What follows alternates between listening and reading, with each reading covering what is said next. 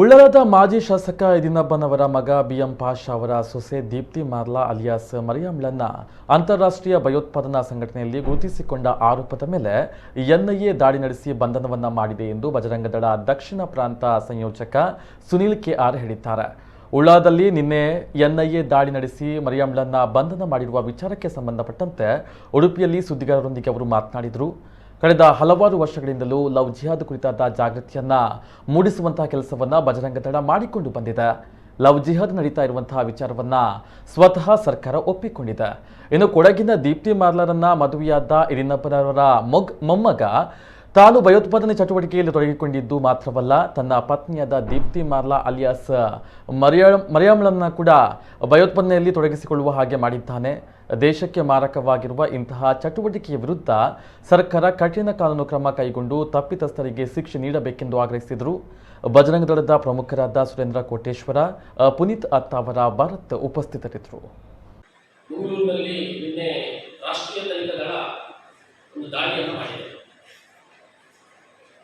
ಮಂಗಳೂರಿನ ಉಳ್ಳಾಲದ ಮಾಜಿ ಶಾಸಕ ಯದಿನಪ್ಪನವರ ಏನು ಮೊಮ್ಮಗ ಇದ್ದಾನೆ, ಅವರ ಪತ್ನಿಯನ್ನ ಬಂಧನವನ್ನು ಮಾಡಿದ್ದಾರೆ. ಯಾಕೆ ಬಂಧನ ಅಂತ ಕೇಳಿದ್ರೆ,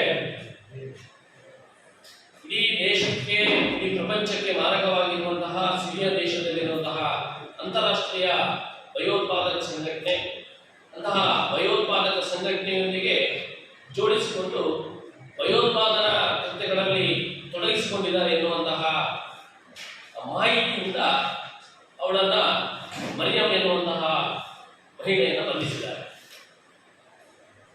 ವಿಶೇಷವಾಗಿ ಈ ವಿಚಾರವನ್ನ ತೆಗೆದುಕೊಂಡು ಪತ್ರಿಕಾಗೋಷ್ಠಿ ಮಾಡಬೇಕಾದಂತ ಉದ್ದೇಶ ಯಾಕಂತ ಕೇಳಿದ್ರೆ, ನಿರಂತರವಾಗಿ ಸುಮಾರು 20 ವರ್ಷದಿಂದ ಬಜರಂಗ ದಳ ಲವ್ ಜಿಹಾದ್ನ ಬಗ್ಗೆ, ಈ ಲವ್ ಜಿಹಾದ್ ನಡೀತಾ ಇದೆ ಅನ್ನುವಂಥ ಬಗ್ಗೆ ಭಾರಿ ಆಗ್ರಹಪೂರ್ವಕವಾಗಿ ಸಮಾಜದಲ್ಲಿ ಜಾಗೃತಿಯ ಕೆಲಸವನ್ನ ಮಾಡ್ತಾ ಬಂದಿದ್ದು. ಈ ಲವ್ ಜಿಹಾದ್ ನಡೀತಾ ಇದೆ, ಇದು ಪ್ರೀತಿ ಪ್ರೇಮ ಅಲ್ಲ, ಇದೊಂದು ಮೋಸದ ನಾಟಕ, ಅದಕ್ಕೆ ಹಿಂದೂ ಯುವಕರು ಬಲಿಯಾಗಬಾರದು ಎನ್ನುವಂತಹ ದೃಷ್ಟಿಯಿಂದ ಲವ್ ಜಿಹಾದ್ ಬಗ್ಗೆ ನಿರಂತರವಾಗಿ ನಾವು ಜಾಗೃತಿ ಕೆಲಸವನ್ನ ಸಭೆ ಸಮಾರಂಭಗಳಲ್ಲಿ ಅಥವಾ ಎಲ್ಲ ಕಡೆಗಳಲ್ಲಿ ಇದನ್ನು ಮಾಡ್ತಾ ಬಂದ್ವಿ. ಅದಕ್ಕೆ ಪೂರಕವಾಗಿ ಸುಮಾರು ವರ್ಷಗಳ ಹಿಂದೆ ಇವತ್ತಿನ ಕೇರಳದ ಹೈಕೋರ್ಟ್ ಇರ್ಬೋದು ಅಥವಾ ಮೊನ್ನೆ ಕೇರಳದ ಒಬ್ಬ ಫಾದರ್ ಮತ್ತು ಸರ್ಕಾರಗಳು ಕೂಡ ಇಲ್ಲಿ ಲವ್ ಜಿಹಾದ್ ನಡೀತಾ ಇದೆ ಎನ್ನುವಂತಹ ವಿಚಾರವನ್ನು ಹೇಳಿದ್ದಾರೆ.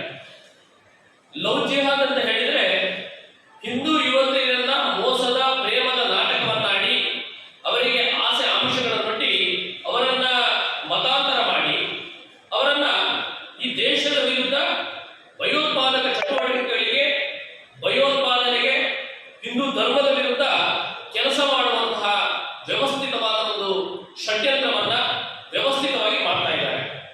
ಅದಕ್ಕಾಗಿ ಲವ್ ಜಿಹಾದ್ ನಡೀತಾ ಇದೆ. ಜಿಹಾದ್ ಪ್ರೀತಿಯ